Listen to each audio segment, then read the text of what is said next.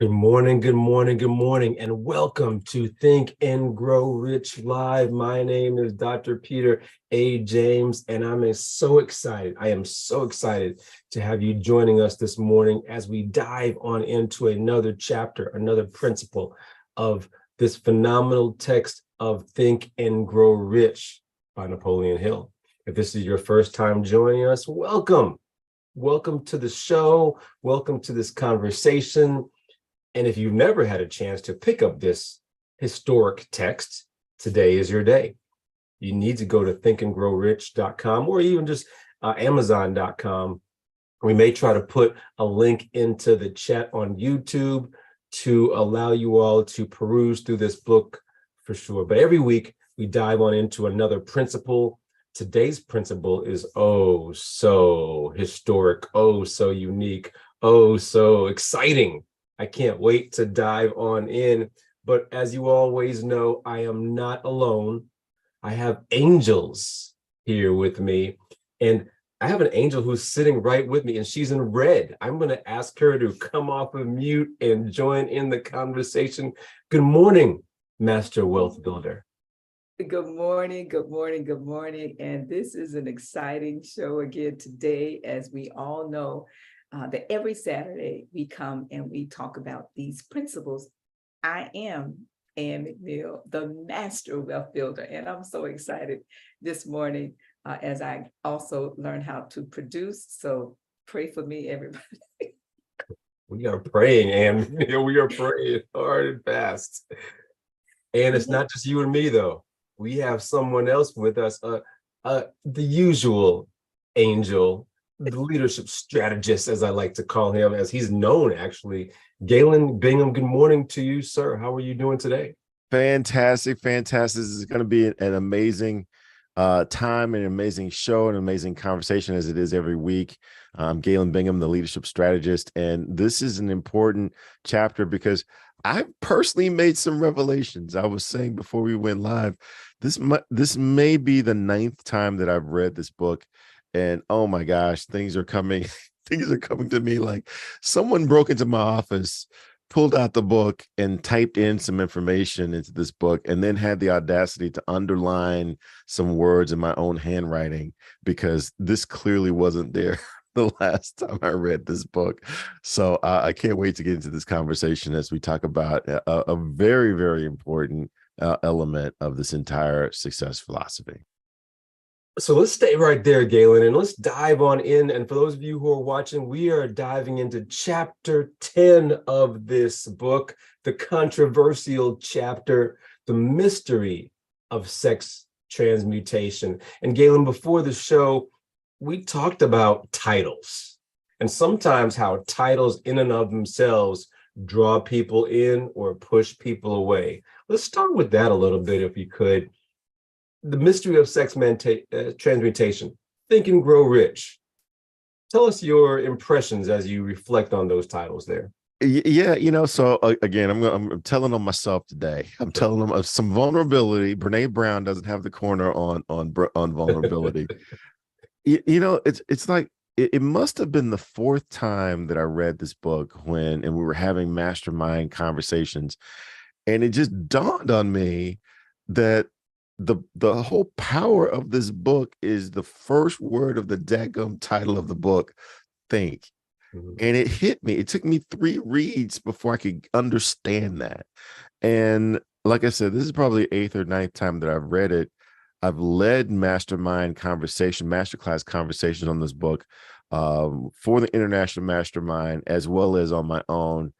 And it just dawned on me that the chapter 10, The Mystery of Sex Transmutation, is really about the power of transmutation. It's about the power of being able to change energies from one form to another. And what makes this so terrible is that the first sentence of this chapter says the meaning of the word transmute is, in simple language, the changing or transferring of one element or form of energy to another. It's like, I've read this 9 times and the first sentence just made sense to me.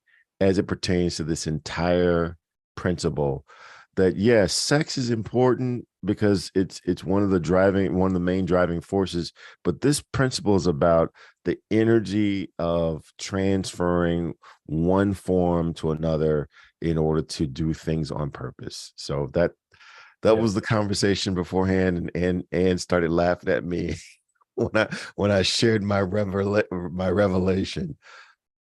I love that. I love that, Galen. We're going to dive in a little bit. And then after this video, we're getting ready to watch them, have Ann introduce this to us, this 13 steps video, these 13 principles.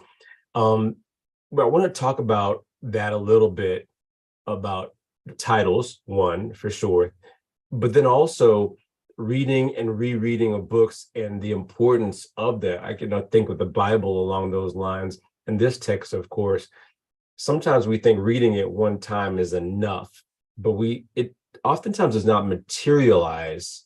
It oftentimes does not make sense. It often does not connect the dots until we read it 1, 2, 3, 4 times. Maybe even Galen even said 9, 10 times, right? So, and before we go into that depth of an analysis, and then we'll go back to this transmutation thing, I'd love for you to tee up that 13 principles video. My pleasure, my pleasure, my pleasure. I think going back to the conversation we had before the podcast started, it is a revelation, if you will, as we begin to learn how all 13 of these principles connect to each other. And for me, I keep going back to the first principle, which is desire. And the author tells us that once we get greater clarity about what we want, then the faith, the autosuggestion, the specialized knowledge, imagination, all of these principles began to connect to each other. And you said it very well, Peter, when you talked about connecting the dots. But these dots, as they connect, our consciousness grows in terms of how we connect with the dots. Can I say that again? As these dots grow, our consciousness grows. Or you may look at it as if our consciousness grows first, and then the dots connect. So when you think about all of these principles, and again, we'll go through them on the video, but start with your desire as you listen to these 13 principles, because your imagination then brings the plans, then brings the decisions that we must each make, then the persistence and the power of the mastermind. We're talking now today about sex transmutation, and Galen hit it so well when he said, now he understands that it's really about transmuting energy from one form to the other, and sex just sells to have that word in front of it. But then when you connect your subconscious mind to this principle, and then the brain and the sixth sense, you can learn how to outwit the devil. All right, so as we talk about these principles on this video, I'd like to have every one of you consider for a moment, what is it that you desire? Start there, and then listen to see how you can connect with the rest of these dots. All right, we're ready.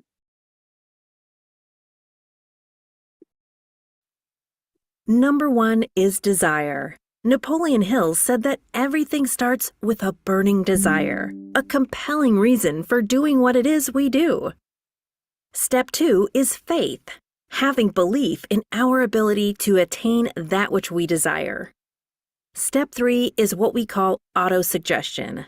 Autosuggestion simply means being very intentional about the things that we are pouring into our thoughts, into our brains, and into our consciousness. Our brains, our minds will receive everything automatically, but we have to work extra hard to make sure that the positive things are what we are feeding ourselves, because those positive thoughts are going to turn into positive actions. Step number 4 is specialized knowledge. No one person knows everything, even about whatever their particular area of expertise might be. And the value of the mastermind principle is using the specialized knowledge of other people. Step number 5 is imagination, the workshop of the mind.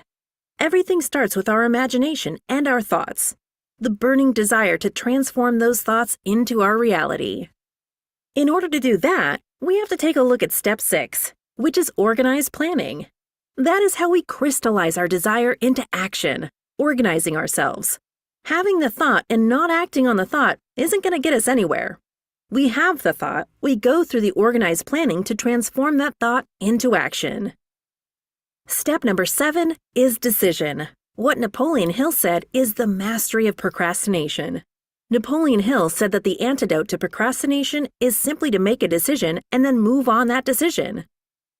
Step 8 is persistence.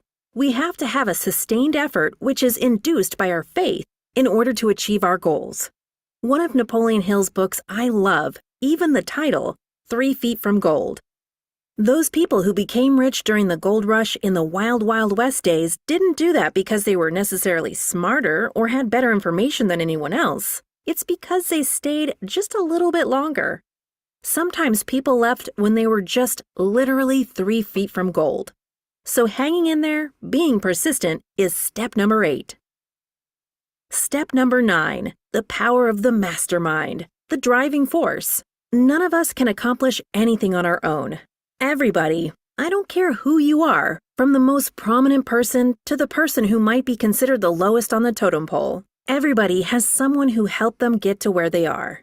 And the power of the mastermind is being able to use those influences around us, use the thoughts, use the knowledge, use the exploration of other people to help us in achieving our goal.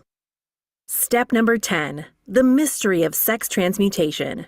This title can be a little confusing, but essentially what the mystery of sex transmutation means is that we oftentimes in our society think of sex as being purely physical.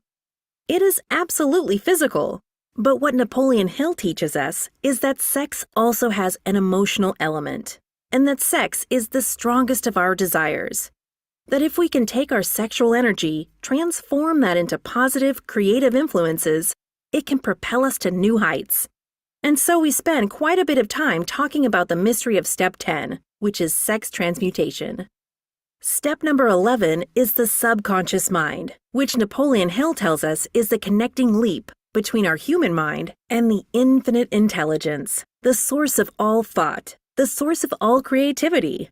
Conscious mind, we spent some time talking about how we use that through the influence of autosuggestion and what we're feeding into our mind.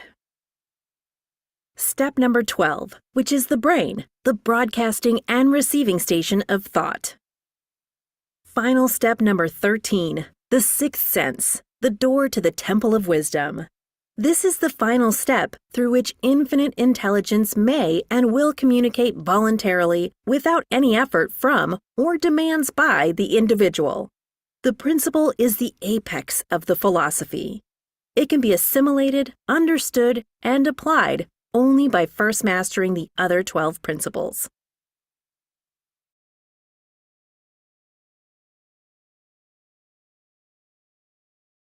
And what I love about those 13 principles and even that video, I always love a great Cliff Notes version of this.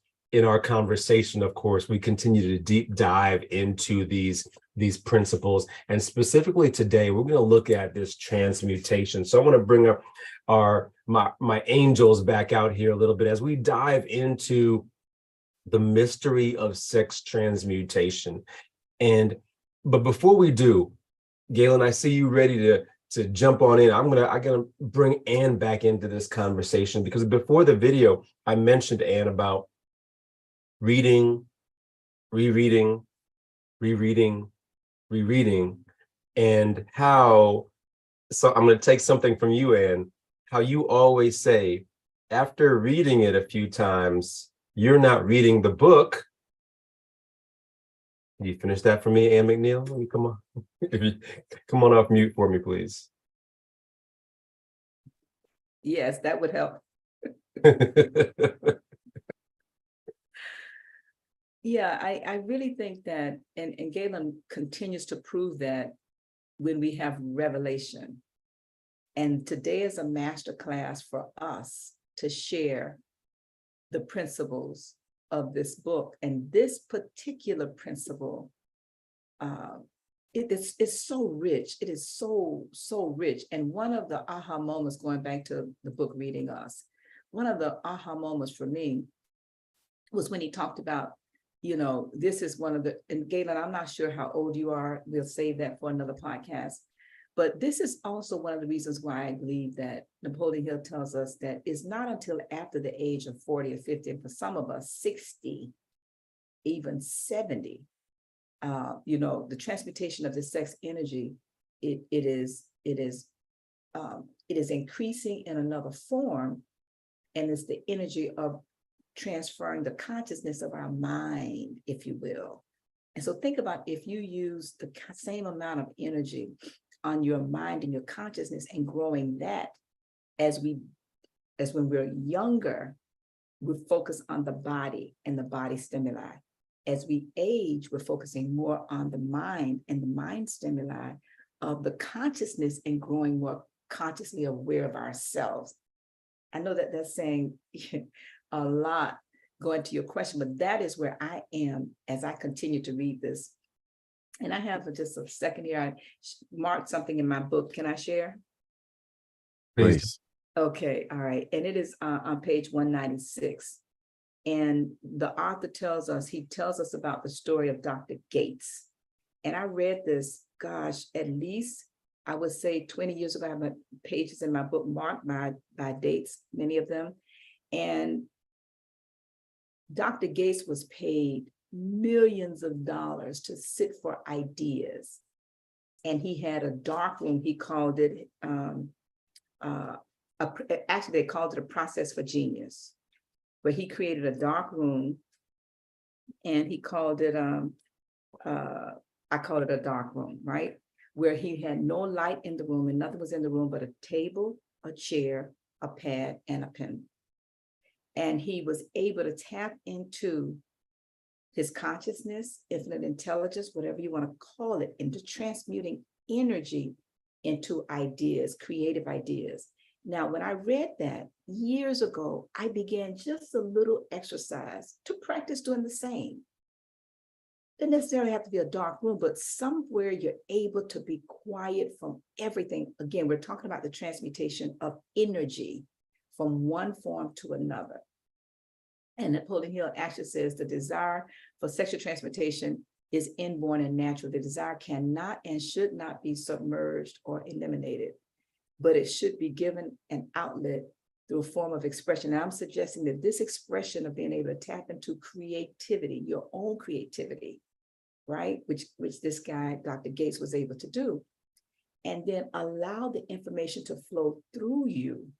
Allow the information to flow to you. Allow the information to flow because of you in directing ideas to your desire. And I have to say that again, because every time I reread this and I think about sitting for ideas, I now sit every day for ideas. I call it a daily date with myself. And Galen's going to share his new experience on the difference between spending money on yourself versus investing money in yourself. But the same goes for time. And so just learning the transmutation exercises, that's what Dr. Gates was able to do. And I would challenge every single one of you that's listening to us today, learn how to transmute your energy from one form of thoughts into another form of thoughts. But these thoughts must be directly connected to your desire.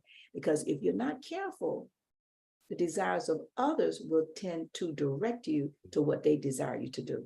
So those are just my thoughts. And again, I am so excited to continue to read this and reread, but also relive it in my own life. So hopefully that was helpful in answering your question, Peter. Galen, thank you so much there, Ann. Galen, come on into this conversation. Tell us a little bit about what you've been experiencing lately, especially around this rereading, but then also how you've also experienced it in your life, if you could, a little bit around this transmutation also. So yeah, where are you going to start? Yeah, I started by telling you guys before we went on air. We usually start by, how's it going? How you feeling today? That kind of thing. Sure. And the past couple of days, this past week has been really kind of a different experience for me. and not from necessarily anything from a work or business perspective, but I've gotten a new massage therapist. Every week, every 10 days or so, I get my hair done. And that happened this past week. I usually go to the chiropractor like once a week, every 10 days. That actually happened. That rotation happened this past week. And then for the first time, I tried acupuncture for the first time this past week. I was suffering with a pinched nerve. It's kind of a chronic thing. And so Miss Ann suggested that I try acupuncture. So I tried that this past week. And actually it all happened in a matter of like a 2-day period. All this happened in a 2-day period. And I really reflected on, wow, I'm really spending a lot of money on myself. And because I had done that, I was like, well, I can't just go home and eat, a salad and soup. I'm going to take myself out to lunch. And when I shared that with Ann did a great job of helping me transmute that conversation from spending money on myself to investing money in my well-being, investing money on myself, or she likes to say, doing a date with yourself, because that literally is what it felt like. It felt like I was taking myself out on a date. And oh my gosh, I've had the best sleep that I can remember in the past 2 days. I was more energized, and I had a conversation with my wife as we were on our way to an event. Literally last night, we went to a gala, so the date continued. And I mentioned to her, I recognized the things that would have frustrated me throughout the day. They just didn't frustrate me the way that they normally would. I was more at peace with myself, and therefore at peace with the world. And I think I showed up a little bit more polished and a little bit more competent as a coach for my clients throughout the week. So that's what I shared with Ann, and Ann said, finally, I've been hanging out with you for 4 years. Finally, you're getting it. It's so interesting. It's so interesting. And that, again, and even Ann mentioned it, when we're younger, doing something like what you just described is like, what? Huh? Why do you even got to do all of that, those things there? As we mature, as we get a little bit older, we see the value of it. Ann mentioned earlier the value of taking space to sit for ideas, sit with the thinking of nothing, meditating, if you will. And I think the value of that is also very, very much provided by this text, Think and Grow Rich, in so many ways and so many facets, how we need to shift ourselves, shift our thinking so that other things can materialize, our goals, our dreams, as Ann mentioned, our desires. Talk about that a little bit, how you have been able to, Galen, if come back to you, reread, but also now you're seeing these titles, you're seeing this book a little bit differently after a few years. Yeah. I want to talk about something else too, because just listening to you, Peter, I'm reminded of the work that you and I both do professionally, and that's coaching. And one of the coaching questions that I often ask is around, what messages have we received that suggest that we should not be putting ourselves first? Right? We get so many messages that say that everything else and everyone else should be more important than you are. And there's something selfish about spending time with yourself, investing resources to make yourself the best that you possibly can be. As a matter of fact, Galen, you're supposed to be a leadership strategist. That's not showing good leadership if you're putting yourself first. And then, again, you're reminded of the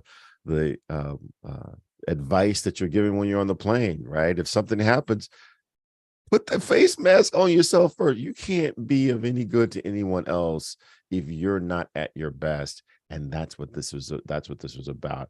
But it did require a transmuting of data into information so that I could have knowledge of what that's about.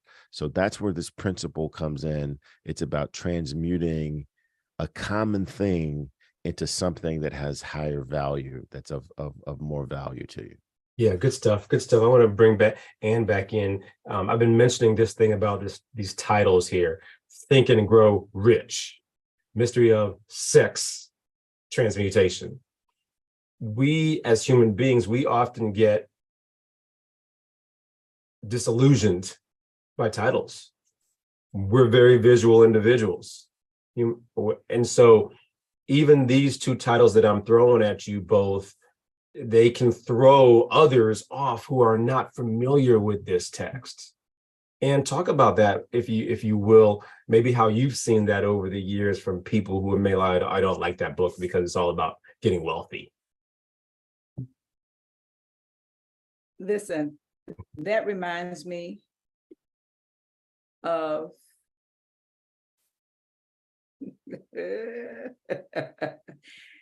learning how to transmute not just ideas, but words and emotions and feelings.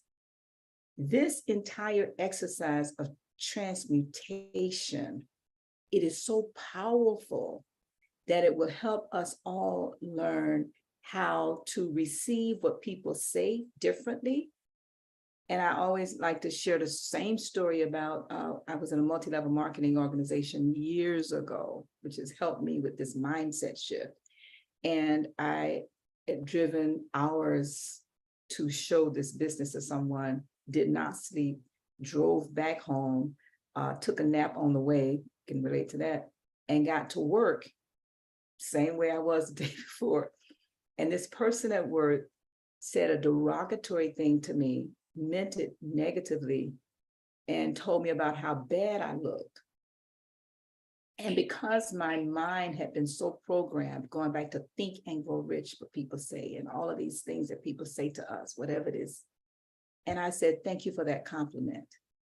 And they looked bewildered, like they knew they meant it to be derogatory, but I have no control of how, and this is what I said to the person, and she told me, I didn't mean it as a compliment, I meant it as a, and I said, listen, I have no control over what you say and how you say what you say to me.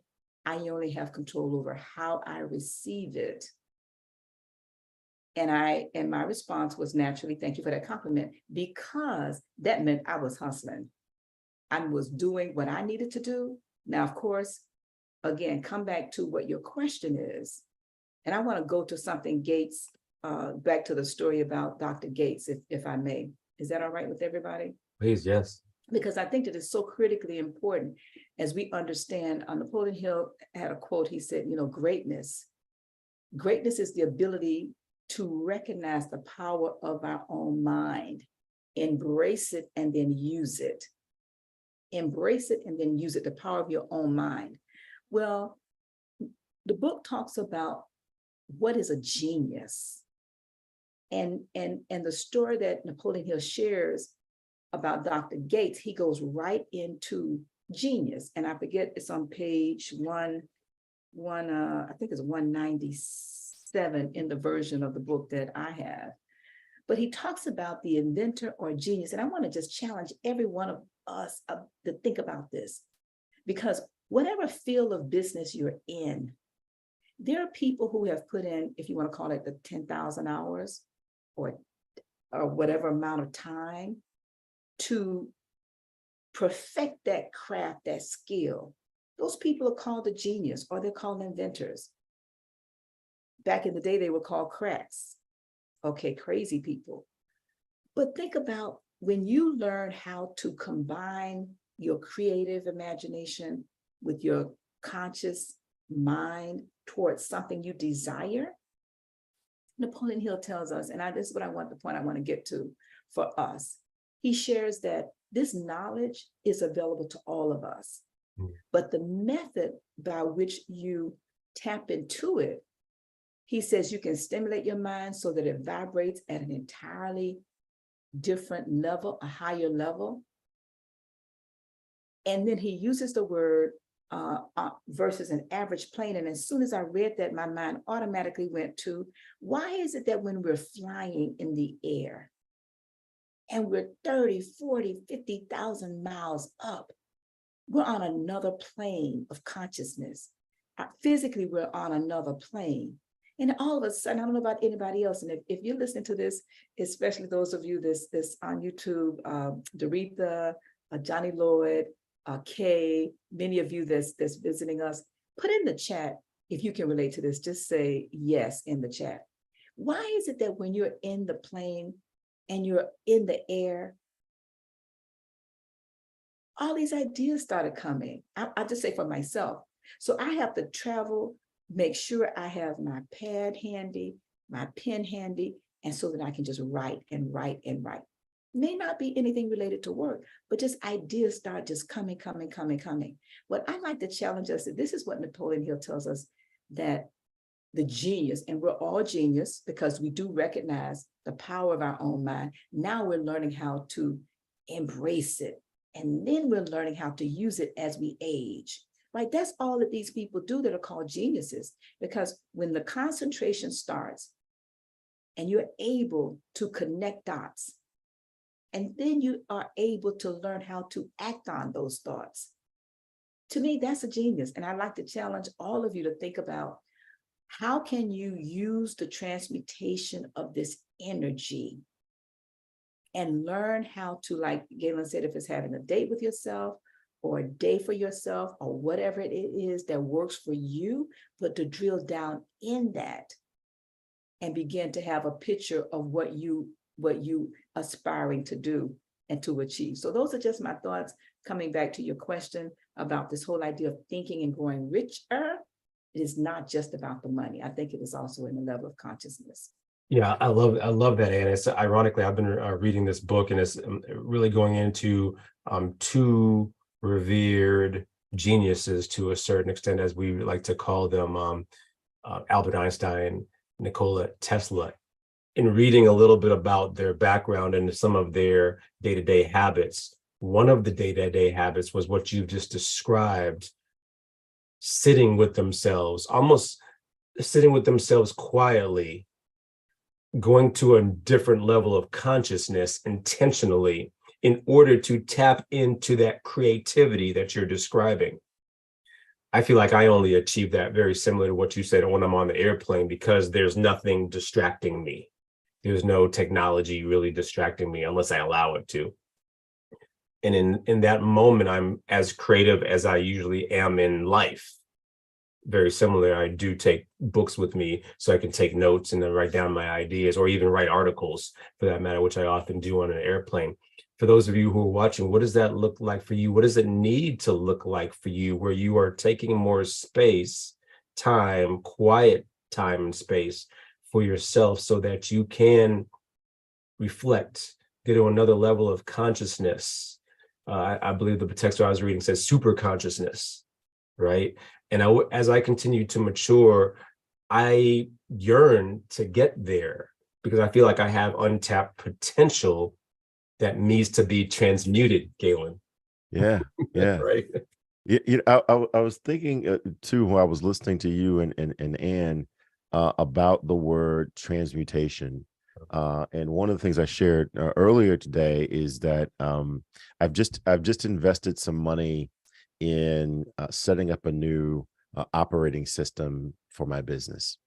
And 5 years ago, I heard about you need to have an operating system, and it seemed silly to spend money on something, to invest money on something that's just basically going to rearrange things on your computer.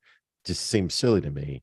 But as my business has grown, I really did see that there was a lot of missed opportunity. So very literally, all they did is they taken the same data that I was receiving.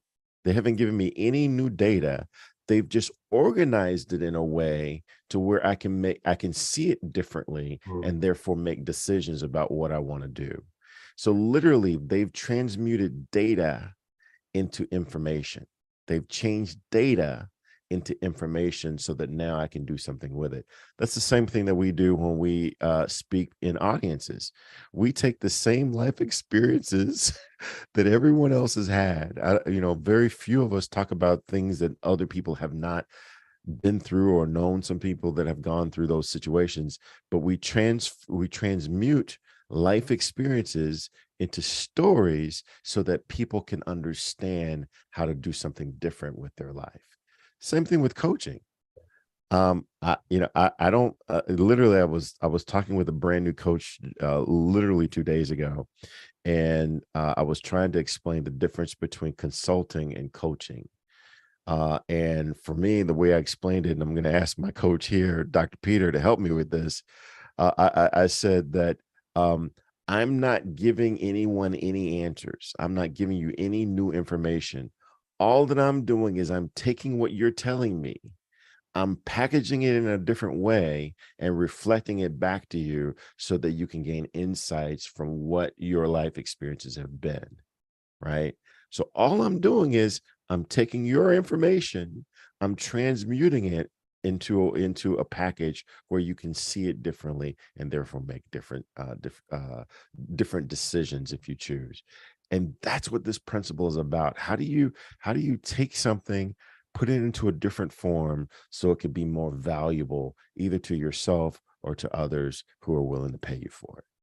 And I love that, Galen, because Napoleon Hill has taken sex and how we feel about sex and how sex is on a it manifests on a daily basis for us in society, and he's repackaging it, he's transmuting it into how do we use that energy for our goals and our dreams and what we have for our will and our desire, right? That's what he's getting at for in this chapter overall. He's not saying that you need to become better at sex or that you need to even sell sex, but how do you repurpose that energy, transmute that energy into towards your will and desire? I love that analogy about coaching there, Galen. This is my favorite analogy around coaching. I call it the HOV theory. So those of you who have heard me talk about this before, please forgive me, but we're driving down the highway and on the left-hand side, we have that HOV lane, that high occupancy vehicle. And what's the difference between us who are riding in the rest of the lanes and those individuals in that left lane? Now they're flying by us because we're usually stuck in traffic or moving slow, but they have somebody in the vehicle with them that's allowing them to go faster, further, quicker, right? In our lives, in our businesses, in our careers, what does that look like for you? It's one thing to do this business, career, life journey by yourself. It's another thing when others are able, this is the mastermind principle, a little bit of this now, when others are able to pour into you, support you. A great idea, another analogy of this is when you're thinking about business ideas or how to expand your business by yourself, you're able to come up with a certain amount. When someone else comes into the picture, more ideas, more concepts, more theories, more products, services are able to be materialized because you have another brain in the room. And Galen, Ann, and I would love to continue to challenge you all.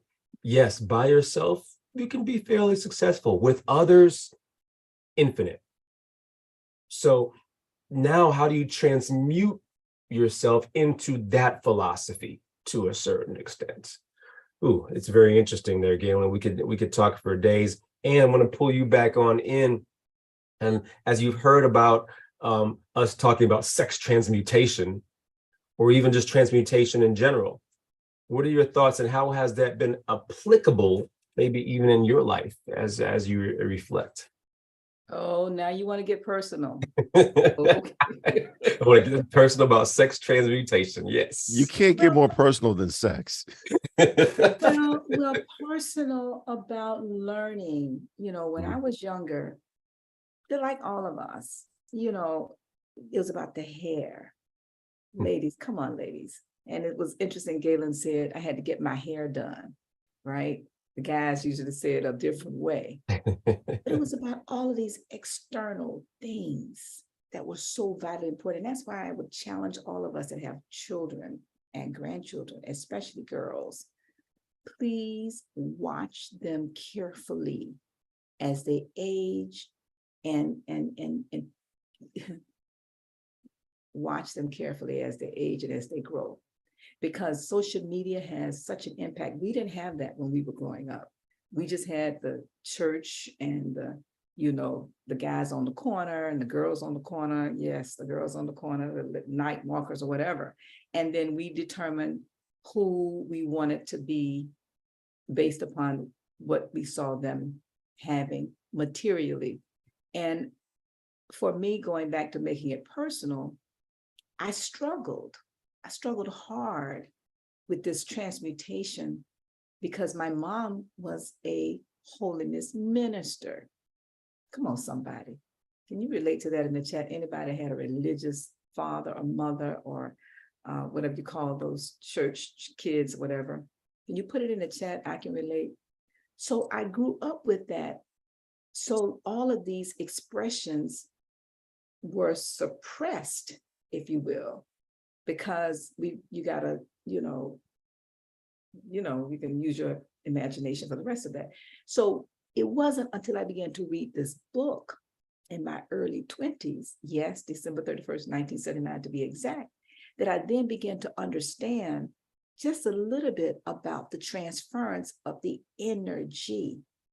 But I can attest to 20, 30 years, and I'm still learning not just the head knowledge, but the actual knowledge and the exercises of how do I learn how to transmute my energy from one form to the other. That's why when Galen was sharing before the podcast started about what he experienced, I said to him, when now you begin to understand, Galen, why I keep talking about my daily date with myself, because it is in those exercises that I personally do on a daily basis, literally 7 days a week, that includes all of these things that allows me to learn how to transmute this energy.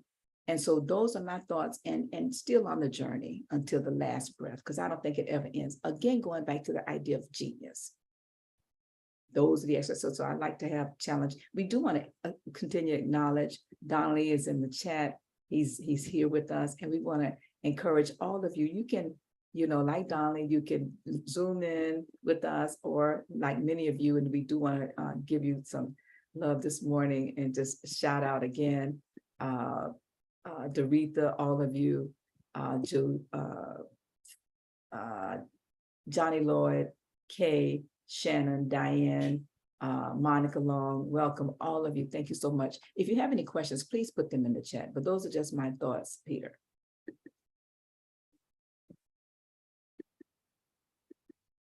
You're on mute there, Peter. Thank you so much there, Ann. We're not too far from the end, so I want to make sure that we are acknowledging those individuals that you mentioned for sure. And listen, if you have questions about sex transmutation, ask us. Ask us, it's all right. Galen, I want to pull you back in as we get ready to start talking about ways in which we can implement what we're talking about. Ways that we can sometimes look below the surface of the titles, ways that we can really reread, spend time in text that we need to spend time in, meditate better, lots of different things that we've been talking about today to improve. I even go back to Ann's conversation about will and desire. Yeah. Right. What does that need to look like for you in light of we're getting ready to close out 2023 and 2024 is embarking upon us, and we have an annual accountability meeting that's coming up as well? Yeah. So great segue. I want to answer that question directly because this is something that has been hitting me. The reason I joined the International Mastermind initially, this was back in 2017 when I was walking down the hallway of my first NSA conference, Influence, and Ann McNeil happened to come out of a room and said, Galen, we're about to, she didn't know who I was. She just said, we're about to get started. Aren't you going to come in? And since I didn't know where I was, I said, okay, she seems to know what's going on. I'll follow her in. And the reason that I decided to read this book was because everyone else was talking about this book. Mm. And I wanted to understand, what is it about this that makes everyone want to read this 7, 8, 9, 20, 30 times? What is it about this? The exact same thing with the Bible for me.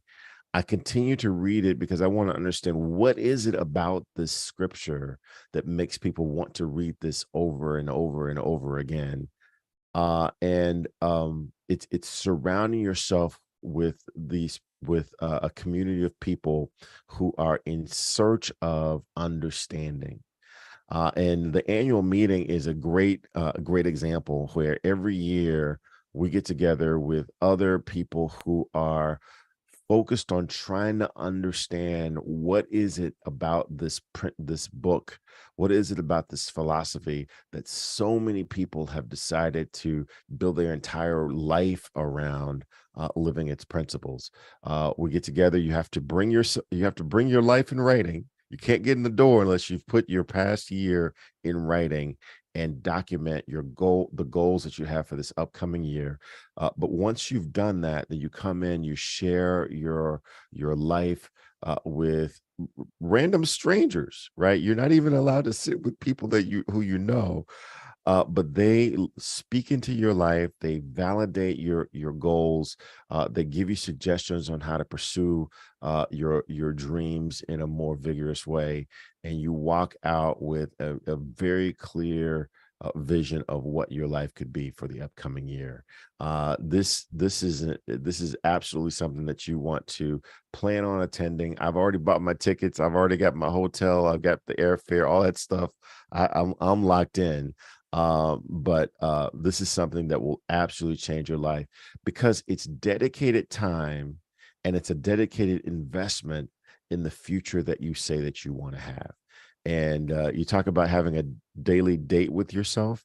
This is a retreat for yourself. This is a retreat for your life, in creating the kind of life that you want to have. I absolutely suggest that it's a must do for anyone that wants to have success on purpose. Yeah, good stuff. Good stuff. There's been so many concepts, so many ideas, so many principles that we've extracted from today's conversation around what this Think and Grow Rich text is: Sex Transmutation, Think and Grow Rich. These titles, and I want to pull you back on in as you reflect on these. What does application need to look like?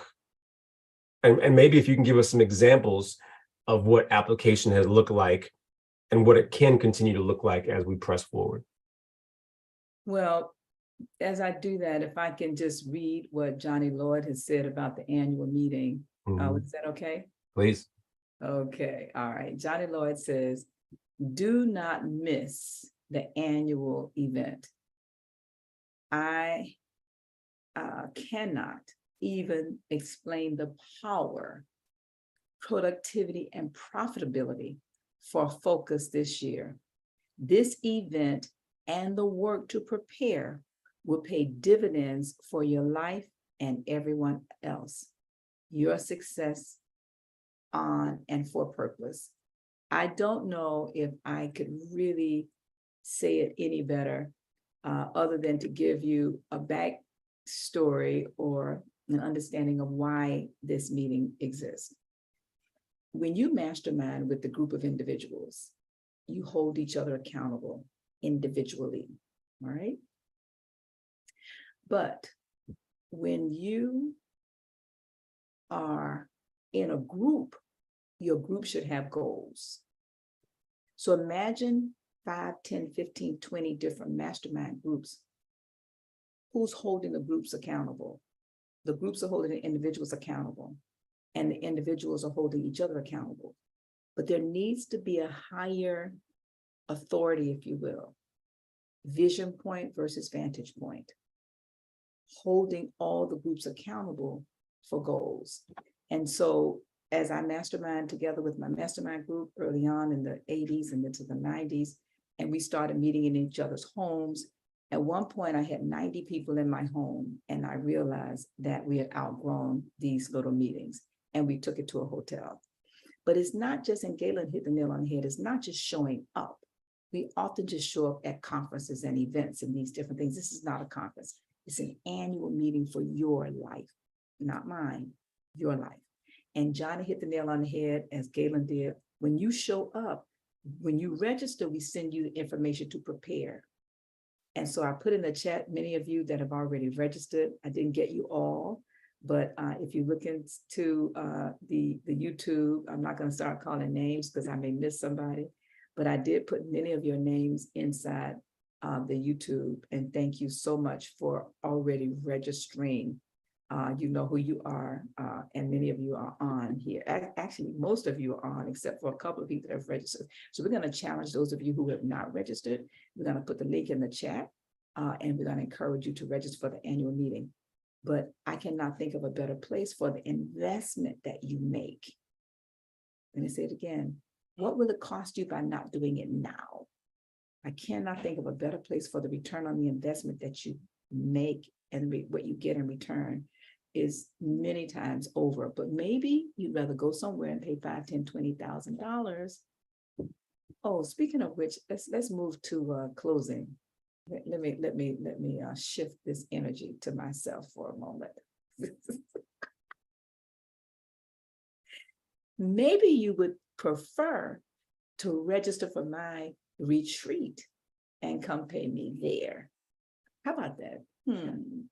Yeah, let's go there. Hi, my name is Ann McNeil, and I am hosting a life and legacy retreat. And if you'd like to make a greater investment of your time, talents, and treasure, you can go to annmcneil.com and register for my life and legacy retreat that's taking place in November. And we can have the same conversation over there. And you can still register for the IMA annual meeting. But again, annmcneil.com, you can connect with me there. I'll turn this back to you, Peter and Galen, so we can wrap up. This is good stuff there. And it's what's interesting, while you were saying that, I was thinking of, it's what we make of it. Almost anything in life is what we make of it. You can go to this annual retreat, or wherever you want to go. You can get a trainer, you can get a coach. They're not going to do it for you. They're not doing it for you. You have to still do the work. Now you have that partnership. Now you have some guidance, somebody pouring into you.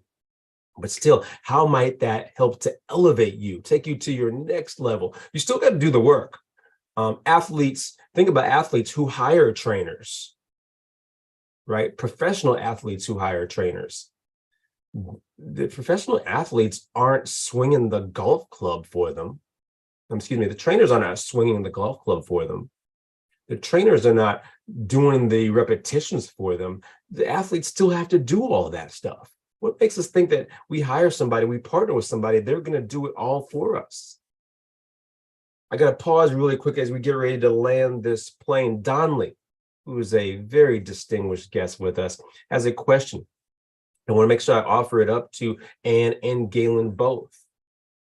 What is a daily practice I can implement to first identify this sexual energy, then a transformation technique, and lastly, to measure the effectiveness of this energy conversion? I want to pull Ann and Galen back in as we reflect on this question. And Donnelly, I have to start out by saying we've heard a little bit about this date with ourselves. Galen really gave a deep dive into that, what that might need to look like. Ann has talked about that also with herself, a date with herself that allows us to transform that energy. And the reason that this sexual energy conversation is so insightful, because we all know what sexual energy is like. It is raging. It can be all over the place. How can we channel that towards our will and our desire? How can we channel that type of energy, not actually the sex energy, to doing your day-to-day work, but how can we transmute that type of energy focused into what we are doing? That's the challenge here we're talking about. For those of you who are seeing this sex transmutation and getting confused a little bit, that's what this is about. And give us one, if you could give us one example of what that might look like for you, about how a technique that you use to do this that is working very effective for you, if you could. Did you call my name or Galen? I did call you first. Yes, please. Okay. Yeah, and you hit the nail on the head. I go back to what I shared before, and that is the desire. You see, early on, the desire was physical. And as we grow older, it becomes, financial. And as we grow older, I believe it becomes more spiritual, if you will. And I can't speak for anybody else. I can only speak for myself in that order. Physical, material, money, if you will, and then spiritual. And so for me, the journaling time that I take daily and meditative time I take daily with checking in with my spirit, with the infinite intelligence. I'm a Christian, so it's Christ for me. Is first and foremost before everything else and everybody else, because I'm learning that I'm like a bank account.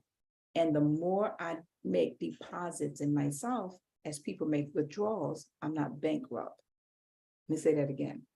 If I make small deposits and people make greater withdrawals, I'm depleted by the end of the day. So in terms of taking that energy and learning how to transmute it, I first need to identify it. And for me, I do it in writing.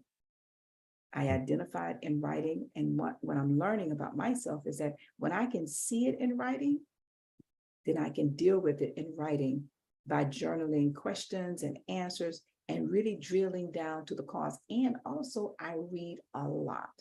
It's nothing in the course of a year, 10, 20, 30 books a year. May not read them all, but I'm in them. Like this morning in preparation for this, I was in 6 different books.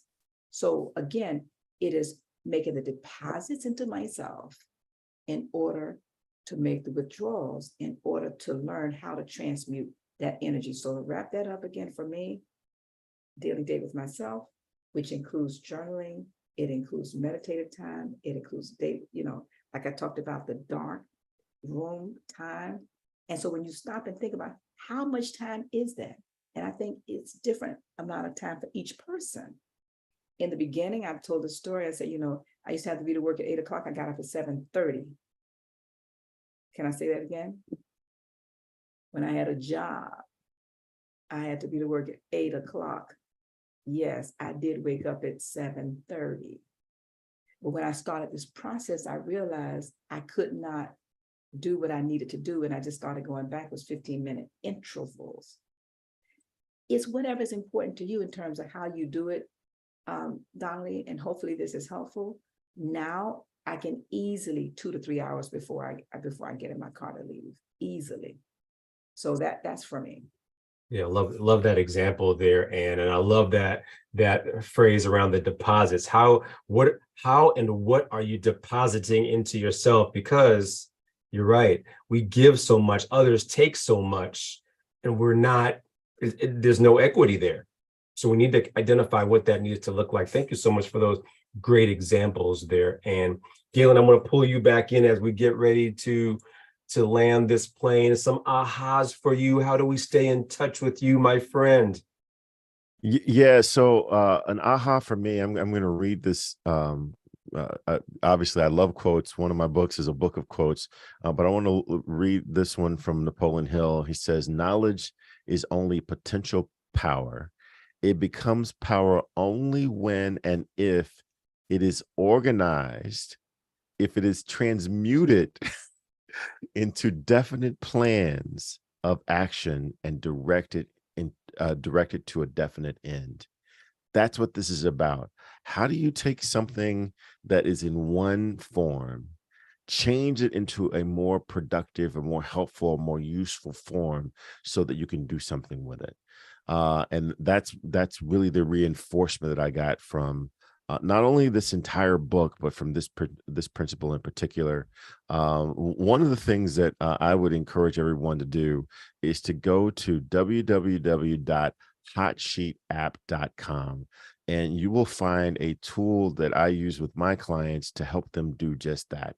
The hot sheet was a tool that is a tool that was created to help take your ideas, your desire, your goals, break it down into manageable chunks so that you can build a daily, a weekly, a monthly to-do list of things that you have to do in order to accomplish the goals that you say they're important to you. Very honestly, I tried to put my entire coaching process into a tool that you can use to help you achieve those goals that are most important to you. So I would challenge everyone to go to hotsheetapp.com in order to take a look at that tool and see if that can help you achieve the goals that you have on purpose. This has been an incredible conversation. You guys have helped me work through a couple of things, and can't wait to have this conversation next week as well. Good stuff there, Galen. And what are some of your aha moments today, and how do we stay in touch with you? Well, my aha is Galen's transmutation of his energy, and how so often many of us read the book, but they say when the student is ready, the teacher will appear. And I don't think that, it doesn't matter if it's once you've read it or 100 times. As long as you're breathing, there's always something new to be learned. And so that really was my revelation knowledge. And also this whole point about genius. I think we're all genius. It's just a matter of time, the amount of time you're willing to invest. And as I began to reread this morning in preparation for today, it dawned on me the amount of time that I've invested in one thing, and then one more thing, and then one more thing, and then one more thing. And in my business, every 10 years, I own an industry. Every 10 years in my business as a contractor, I own an industry. This is my aha. From these principles, this week, I hosted 4 secretaries of transportation, DOTs, to talk about billions of dollars that they received from the Department of Energy for the focus and the purpose of electric vehicles, EV charging. Billions. 4 secretaries of Department of Transportation, each one talking about billions. One had 6 billion by itself. Coming back to this principle and learning how to transmute my own energy, this goes to the question, and it's the answer to the question you asked me earlier, Peter, and I thought about it after I got off video. That's an example of how I am learning and have learned how to transmute my energy into one thing, my business, my craft, and one industry at a time. Whether that industry is energy, or whether it's transportation, or whether it's healthcare, or whether it's water, whether it's water utilities. Every 10 years, I own an industry. Now we're talking about genius. I'm a genius.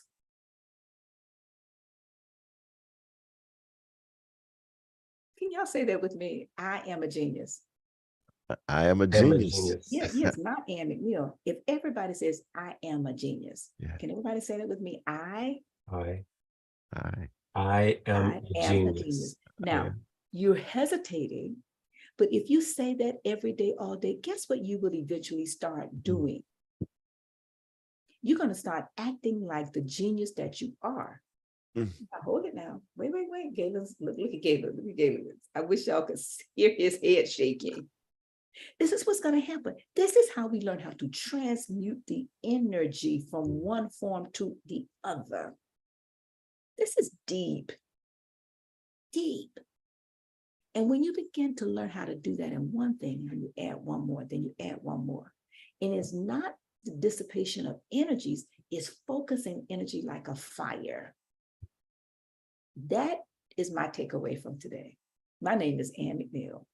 And if you would like to take your business and your life to another level, you can connect with me by going to annmcneil.com and registering for our retreat. But it's a qualification process because everybody's not ready right now. Let's say that. But you can register at annmcneil.com and connect with me. Thank you. Good stuff. Oh, wow. That was powerful, Ann, on so many different levels. And my aha moment, hey folks, and thank you so much for staying with us. Those of you who are watching us, we are a little bit over today, but this has been phenomenal. My aha moment actually just piggybacks right there off of what Ann just even mentioned, and the transmutation, that focus on that one thing. Sometimes we try to have focus on multiple things, right? I'm reading that book right now by Gary Keller called The One Thing. And what he's challenging us to do is stop having multiple goals, but maybe narrow our goals down to one thing at a time.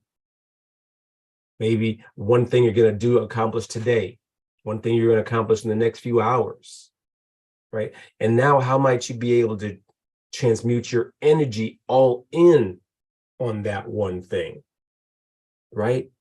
How can you do that? And I love what Ann just mentioned there, but sometimes we have to remind ourselves who we are regularly.